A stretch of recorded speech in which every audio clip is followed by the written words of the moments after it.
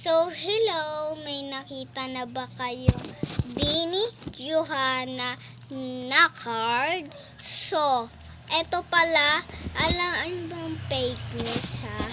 Eto pala si Malu, ha?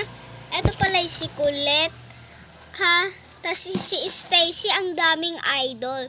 Pero yung pinakang idol nyo, wag nyong kakalimutan. Ha? Wag nyong kakalimutan. Si Bini Mika. Bini Mika.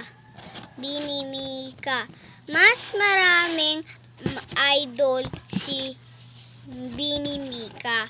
Kasi ang dami niya. Pati ang ano niya, oh. Tignan nyo, ang ganda niya.